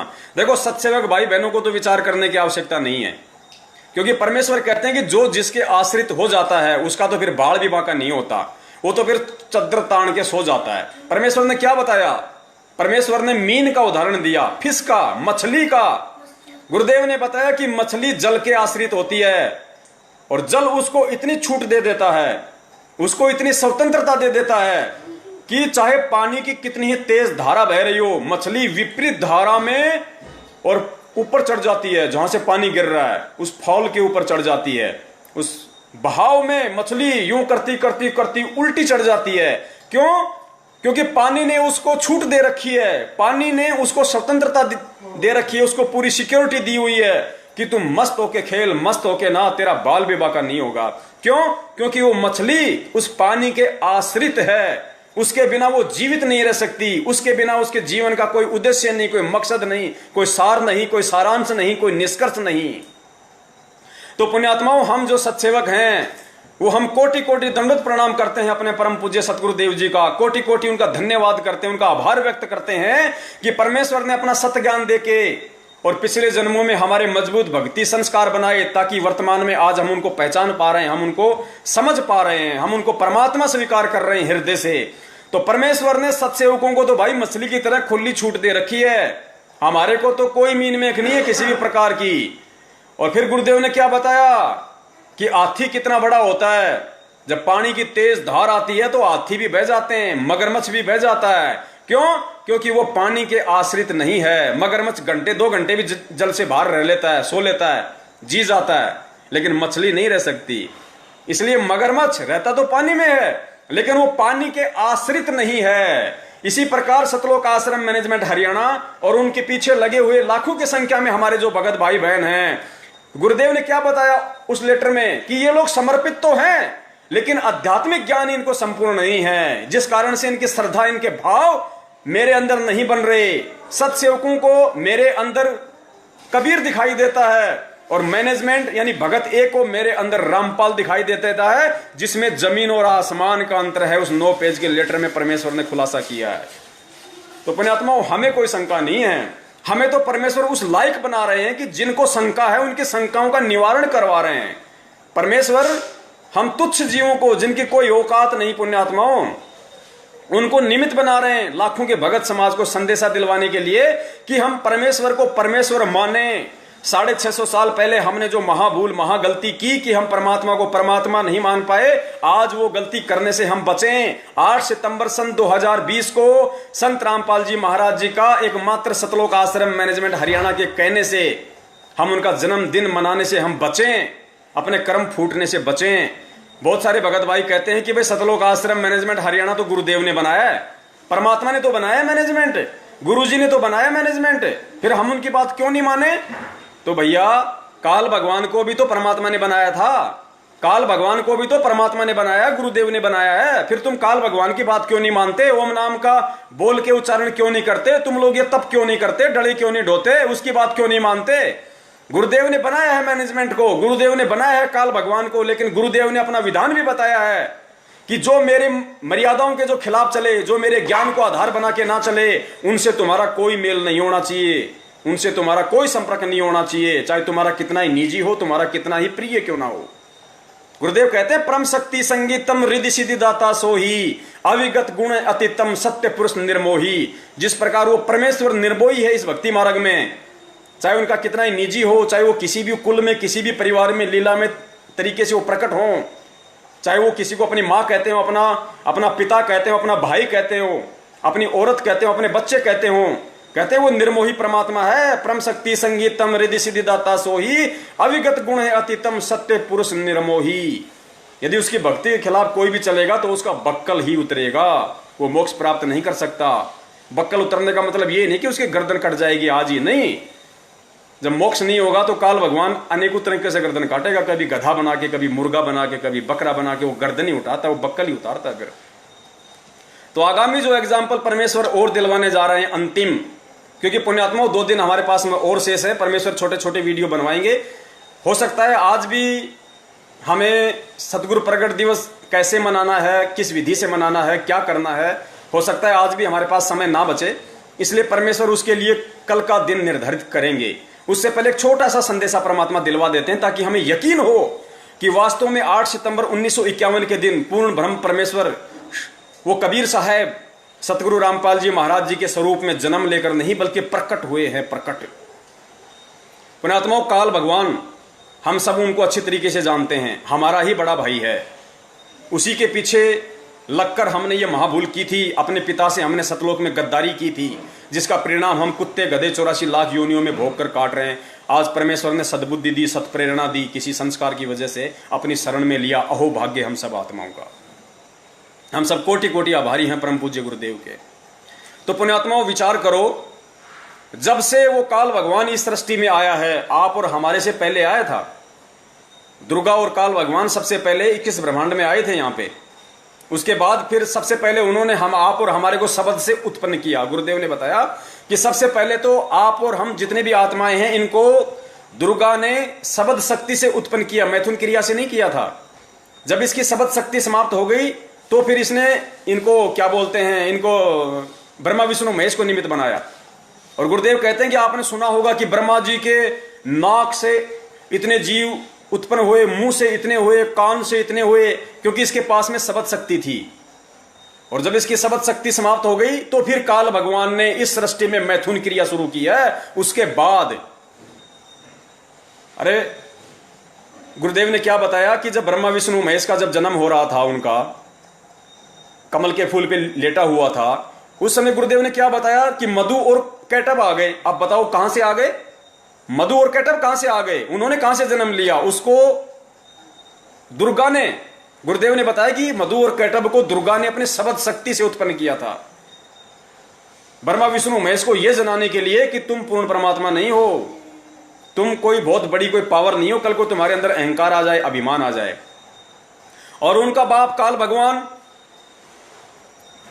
पुण्यात्मा विचार करना, परमेश्वर ने बताया कि काल भगवान कभी जन्म नहीं लेता। क्या काल भगवान जन्म लेके आया था यहाँ पे? और काल भगवान ने कितनी बार अपना शरीर छोड़ा है? तो क्या दूसरा शरीर वो जन्म लेके छोड़ता है? किसी मां के पेट से जन्म लेता है? नहीं। गुरुदेव ने बताया कि परमेश्वर के आशीर्वाद से, सतगुरु के आशीर्वाद से वो शब्द से उत्पन्न होता है। ये सभी आत्माएं दूसरे ब्रह्मांड में चली जाती हैं। दुर्गा और काल को भी परमेश्वर अपने शब्द शक्ति से दूसरे ब्रह्मांड में भेज देता है। फिर नए सिरे से दुर्गा और काल की उत्पत्ति अपने शब्द से करता है परमात्मा। तो पुण्यात्माओं, जो परमेश्वर काल की उत्पत्ति शब्द से करता है, जिस काल का आज तक यहाँ पे किसी मां के पेट से जन्म नहीं हुआ, तो स्वयं वो परमात्मा यदि 8 सितंबर 1951 के दिन अपने धर्मदास जी के साथ 650 साल पहले किए वायदे के अनुसार, वचन के अनुसार, यदि 8 सितंबर 1951 के दिन इस बिजली पीढ़ी में भारत की पवित्र भूमि पे आएगा, तो क्या मां से जन्म लेके आएगा? जो काल का जन्म नहीं होने देता मां के पेट से, उसको अपने शब्द से उत्पन्न करता है। वो इतना समर्थ, इतना पावरफुल, इतना शक्तिमान परमात्मा के स्वयं मां के गर्भ से आएगा। पुण्यात्माओं, हमारी बुद्धि भ्रष्ट है उन आत्माओं की जो ये महाभूल 8 सितंबर 2020 को उनका जन्मदिन मनाकर करने जा रही है। पुण्यात्माओं, बच लेना, अगर बचना हो तो। ये संदेश परमेश्वर आप लोगों को स्पेशल दिलवा रहे हैं। अपने कुत्तों को स्पेशल तरीके से परमात्मा निमित्त बना रहा है। ये सौभाग्य नहीं मिलता। दास बार बार कहता है कि एक बाल पे 2 छक्के और जीवन में 2 मौके किसी परम सौभाग्यशाली व्यक्ति को मिलते हैं, आम व्यक्ति को नहीं मिलते। पुण्यात्मा, विचार कर लेना इन सब बातों पे। 4 दिन से परमात्मा कुत्ते की तरह भुगवा रहे हैं अपने दासों को। सिर्फ तुम्हें एक पवन दास दिखाई दे रहा है यूट्यूब पे, फेसबुक पे, व्हाट्सएप पे। नहीं, इस पवन दास की बिल्कुल भी औकात नहीं है। यदि मेरे सत्सेवक भगत भाई मुझे ये सबूत ना दें, यदि वो परमेश्वर के अनमोल जो सत्संग है, मेरी बहनें, मेरे भाई, वो यूट्यूब से गुरुजी के वो सत्संग सुनते हैं, एक एक शब्द को ध्यान से सुनते हैं, और जैसे ही परमात्मा उनको प्रेरणा करते हैं कि ये तो बड़ा अनमोल उदाहरण दिया है परम पूज्य गुरुदेव ने, उसकी तुरंत उसकी कटिंग कर लेते हैं, वो दास को भेजते हैं। फिर परमेश्वर दास को सद्बुद्धि दे देते हैं उस चीज को सही तरीके से व्याख्या करने की, उसका वर्णन करने की। अन्यथा पुण्यात्माओं, इस पवन दास की तो कुत्ते से, सूअर से बढ़ के भी औकात नहीं है। मेरे रिश्तेदार भी सुन रहे हैं इस वीडियो को, मेरे भाई बंधु भी सुन रहे हैं, मेरे गांव वाले भी सुन रहे हैं, सब सुन रहे हैं पुण्यात्माओं। और इस दास की औकात नहीं है तो नहीं है भाई। मुझे रिश्तेदार नहीं चाहिए, मुझे भाई बंधु नहीं चाहिए, मुझे वो बहनें नहीं चाहिए जो परमेश्वर के मार्ग में नहीं आ पा रही बार बार संदेशा देने के बाद भी। मुझे वो जीजा साली नहीं चाहिए जो बार बार संदेशा दिलवाने के बाद भी भगवान को नहीं समझ पा रही, नहीं आ रही। मुझे वो गांव वालों की कोई जरूरत नहीं है। मुझे जो परमेश्वर पृथ्वी पे आया हुआ है, उनको संदेशा भी चला गया, फिर भी वो मालिक के शरण में नहीं आ रहे। तो पुण्यात्माओं, इस दास की एक कुत्ते से बढ़ के औकात नहीं है। यदि मेरे भगत भाई बहन, सत्सेवक भगत भाई बहन, यदि मुझे वो सबूत उपलब्ध ना करवाएं तो इसमें किसी का कोई श्रेय नहीं है पुण्यात्माओं। और यदि श्रेय है तो सबसे बड़ा श्रेय केवल परम पूज्य सतगुरु रामपाल जी महाराज जी का है। और उसके बाद यदि किसी का श्रेय है तो मेरे सत्सेवक भगत भाई बहनों का है। और तीसरे नंबर पे इस कुत्ते का है जो उनके बिना ये एक जुबान भी नहीं निकाल सकता यहां पे, यदि वो सबूत वो भाई बहन मुझे उपलब्ध ना करवाएं तो पुण्यात्माओं परमेश्वर दया करें। आज के लिए इतना ही काफी। कल यदि परमात्मा दास को निमित्त बनाएंगे तो जरूर दास कल भी लाइव आएगा कुछ नई शंकाओं के साथ में और उनके समाधान को लेके, क्योंकि 2 दिन हमारे पास में है। परमेश्वर दया करेंगे कल हम इस बात पे चर्चा करेंगे कि भाई कैसे और किस विधि से हम परमेश्वर का प्रकट दिवस मनाएं, क्योंकि सतलोक आश्रम मैनेजमेंट हरियाणा वालों ने तो कई पाबंदियां लगा दी हैं। पुण्यात्माओं, हम जानवर नहीं हैं, हम गधे नहीं हैं। जिनको गधा बनना है ये ज्ञान लेके, जिनको जानवर बनना है वो बने। हमें डंडे के जोर से नहीं चलना कि हमें कोई छड़ी दिखाएगा तब हम इधर मुड़ेंगे, कोई छड़ी दिखाएगा तो इधर मुड़ेंगे, नहीं। डंडे के बल पे, डंडे के डर से वो चलते हैं जो गधे होते हैं, जो जानवर होते हैं, जो मूर्ख प्राणी होते हैं। और वो लोग भूमिका निभा रहे हैं उस डंडे के इशारे से चलने की, जो सतलोक आश्रम मैनेजमेंट हरियाणा के पीछे लगे हुए हैं। अरे विचार करो पुण्यात्माओं, गुरु जी तुम्हें आदेशों का गुलाम नहीं बनाना चाहता। गुरु कभी नहीं चाहता कि मेरा बेटा, मेरा बच्चा मेरे आदेशों का गुलाम बने। गुरु का सबसे बड़ा आदेश उसका सत्संग है। तुम सुबह सुबह नित्य नियम करते हो, उसमें सारे आदेश ही तो हैं गुरुदेव के। अभी जो लॉकडाउन चल रहा था, कुछ लोगों को इन्होंने जिंद में, रोहतक वगैरह में कहां पे भंडारा करवा दिया और आदेश दे दिया कि कोई भी उनको इस तरीके से भंडारा नहीं करवाएगा, गुरुदेव का आदेश है, हमें करवाना है। अरे क्यों, काहे का आदेश है गुरुदेव का? अरे गुरुदेव तो रोज आदेश देते हैं भाई। नित्य नियम में कहे कबीर पुकार के, दोए बात लख ले, एक साहिब की बंदगी और भूखों को कछु दे। और लॉकडाउन में पुण्यात्माएं, वो मजदूर, वो भूखे तो मर रहे थे बेचारे, और तुम लोगों ने आदेश निकाल दिया कि मैनेजमेंट के अलावा, सतलोक आश्रम मैनेजमेंट ने भिवानी आश्रम के अलावा उनको कोई भोजन नहीं कराएगा। कोई भी संगत वाला बिना सतलोक आश्रम के आदेश के, उनके उस पीले पर्चे के, कोई भी किसी को भोजन नहीं कराएगा, कोई किसी को नहीं ठहराएगा। क्यों? तुम्हारे बाप के गुलाम है क्या? तुम्हारा बाप तो काल है, हम काल के गुलाम नहीं भाई, हम तो परमेश्वर के गुलाम हैं। और परमेश्वर का गुलाम वो होता है जो उनके सत्संगों का गुलाम होता है, उनके ज्ञान का गुलाम होता है। तो परमेश्वर हमें ज्ञान आधारी आत्मा बनाने आए भैया। 4 युग हो गए, ये धर्म के ठेकेदार हमको ऐसे ही तो मूर्ख बनाते आ रहे थे बिना ज्ञान के, और हम मूर्ख बनते रहे। उन्होंने काशी में करोत लगा दी, पहले रखे 10 रुपए, फिर रखे 50 रुपए की, स्पेशल आदेश आ गया भगवान का है। तो तुम लोगों ने क्या यही तो बबंडर खड़ा कर रखा है संगत में। परम पूज्य गुरुदेव 2014 में 7,000 रुपए पाठ प्रकाश के और 500 रुपए ज्योति के लिया करते थे। तुम लोगों ने बढ़ा बढ़ा के क्या कर दिया, उस करोत की जगह तुमने 10 से 50 कर दिए। 7,000 से तुमने 11,000 किए, 11 से तुमने 15 किए। शर्म आनी चाहिए तुम लोगों को, लेकिन शर्म आएगी नहीं, क्योंकि इन बातों का असर तुम पे नहीं होगा। हमें पता है इन सब बातों का। सतलोक आश्रम मैनेजमेंट हरियाणा पे, नामदान केंद्र वालों पे और कोऑर्डिनेटरों पे ना तो मुझ पवन दास की किसी बात का कोई असर होगा और ना ही सतगुरुदेव जी के किसी सत्संग का कोई असर होगा। क्यों नहीं होगा? ठीक उसी तरह नहीं होगा जिस प्रकार सतगुरु रामपाल जी महाराज जी के संदेशों का अन्य नकली धर्म गुरुओं पे नहीं हो रहा, शंकराचार्यों पे नहीं हो रहा। गुरुदेव को भी इस बात का अच्छे से पता है कि उन पे कोई असर नहीं होगा, क्योंकि वो तो मान बढ़ाई में धस चुके हैं, उन पे नहीं होगा। लेकिन उनके पीछे जो भोली आत्माएं लगी हुई हैं, जो करोड़ों की लाखों की संख्या में जो बेचारा भोला भगत समाज है, वो मेरी बातों पे विचार करेंगे, मंथन करेंगे। तो हमें पता है कि ये मैनेजमेंट वाले, ये कोऑर्डिनेटर, ये सतलोक आश्रम मैनेजमेंट, उनका परिवार सतगुरुदेव जी का, इन पे असर नहीं होगा। इनको तो हम जहर दिखाई दे रहे हैं। अब बहुत सारे जो मैनेजमेंट वाले देख रहे हैं, वो तो ये देख रहे हैं कि पवन दास अगर इस मोबाइल से बाहर निकल जाए तो अभी इसकी घेटी दबा दें, अभी इसकी गर्दन दबा दें इसकी।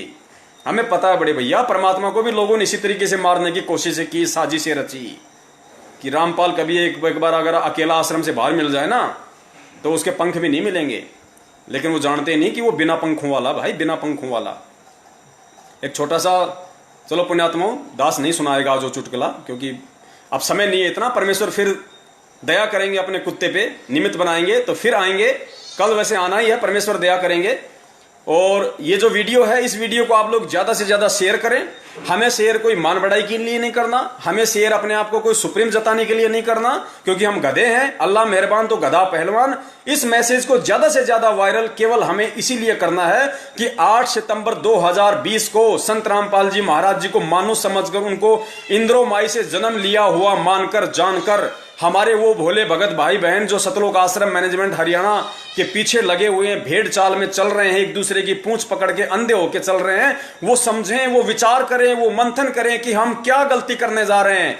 पुण्यात्माओं, हिसार की छोटी जेल में बैठे, हिसार की छोटी जेल में बैठकर, और आप और हम जो 21 ब्रह्मांड रूपी इस बड़ी जेल में बैठे हैं ना, हम कैदियों की रहनी करनी देख रहा है वो परमात्मा।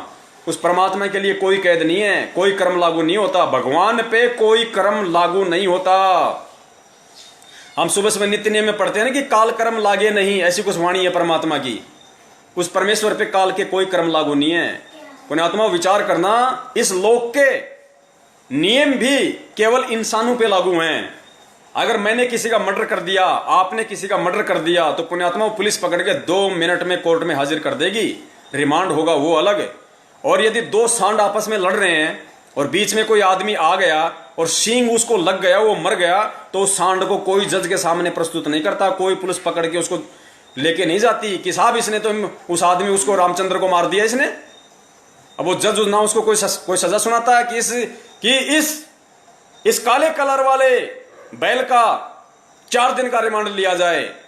वो बैल उनका रिमांड ले लेगा अगर उन्होंने रिमांड ले लिया तो पुण्यात्माओं, जब इस काल लोक में और जानवरों पे नियम लागू नहीं है, जानवरों पे वो कर्म लागू नहीं है जो इंसानों पे कर्म लागू हैं, तो सोचो उस पूर्ण ब्रह्म परमेश्वर पर कैसे लागू हो सकता है? उस पे लागू नहीं होगा।